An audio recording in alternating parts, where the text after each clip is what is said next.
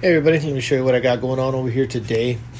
We got this Optiplex 7010. Customer brought it in. He wants to clone the drive. It's his computer. He has all his software installed, his data, everything's organized, nice and comfortable. But he wants to upgrade to this little bit better computer, newer, faster, newer generation. I don't know what gen that is, but it's an i7. What do we got? It's a Optiplex, likes Dell's apparently. Optiplex 7050. Okay. So we did here, took out the drive. This had just a regular conventional spinning disk, regular hard drive. Took it out, making a clone of the drive. So we're going to clone that. And then we're going to pop it in here. So the point here I want to show you is the drive that you're removing, or the drive that I removed. If you got an older computer like the other one, you need to take a look at if it's booting with UEFI or if it's legacy MBR mode. So you take a look at the drive. I did not record that, but usually if you go to disk management, you can look and see if you see an EFI partition in the front, then it's going to be a UEFI. If you don't see that, if it's formatted for MBR as opposed to GPT, that probably is the case too. But what I did is I just looked, it didn't have an EFI, so it's looking like it's an MBR. Or of course you can just boot the older computer and just see what the settings are. So that's kind of what I got there. So I just wanted to go over here. So while that's cloning, I got to make sure this computer, I have to set this up first, make sure that it allows, if it's a really new computer, it might not even allow you to go legacy boot. So that's one thing I hadn't looked at. So I was like, shoot, I should have looked at that before, giving all the details, for the repair. So I come over here, I'm in the BIOS. So what you want to do is, let's take a look. I'm kind of here, but let's say we were at, where were we at? Yeah. All right. So we're here, you go to the boot sequence, and here you have legacy, UEFI. You see that the legacy is grayed out, and that is because of secure boot. So if you're, at least it's there, you're going to be able to do it. But you're going to have to come over, which is where I was, secure boot. You're going to have to disable that.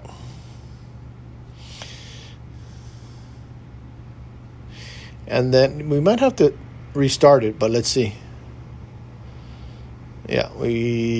So we're going to disabled, we're going to, apply. Actually, wait, let's see. I didn't apply it, so let's see.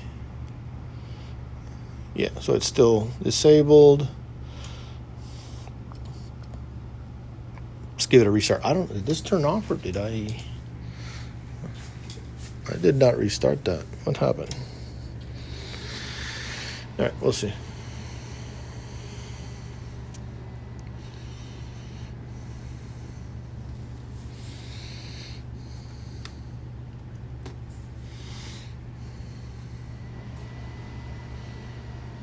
So it depends on your BIOS. Some BIOS might just let you, turn that off and just go right to the legacy boot. So let's go now to boot sequence. Oh, still grayed out. Hold on. Okay. All right. So we're going to have to go here, advanced boot options, enable legacy option ROM. Let's apply that.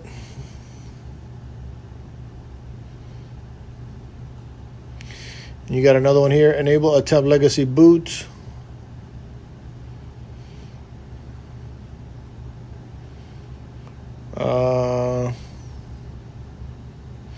And it's gonna, that's really not gonna matter. That's if it's in well, let's just set it up. But it's saying there's, if it fails one, will it try the other? So we'll say yeah. Then let's go back to boot sequence and see if it allows us now. Okay, so now we get, it's not grayed out anymore. We're going to go legacy boot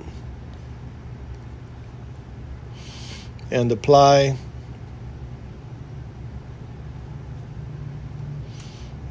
Yeah, so actually, when you hit exit, it just click restarts. So we should be ready there to boot once we get the other drive. Using again Acronis for the clone. And actually, if you see my videos, I don't really do a clone. I do a backup and restore, just because I've had some problems with straight up clone, and that way I only run that backup one time.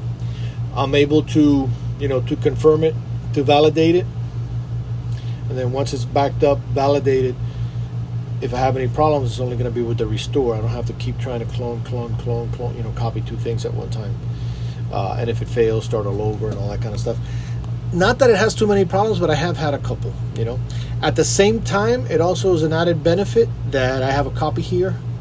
So in this case here, we're probably going to change the drive. So we'll wind up, since it's a regular spinning disc, probably we'll wind up turning that into a solid state as well.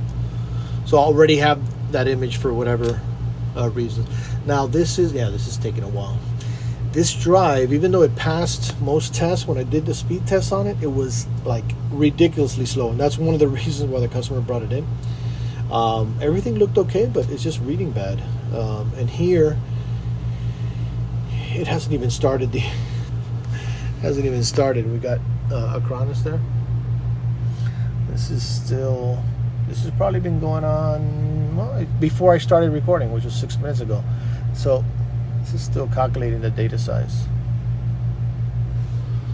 So yeah, the drive has a problem. The drive has a problem with reading speed, even though, like I said, I did some checks on it. It checks out except for that speed, but not like it has failures when we run the Sentinel on it. So the process here, we're going to back that up. We're going to restore it to an M2. Hopefully we don't have any hiccups there. Pop it back in, and we should be good to go. That's what's going on right here, right now at PC 911.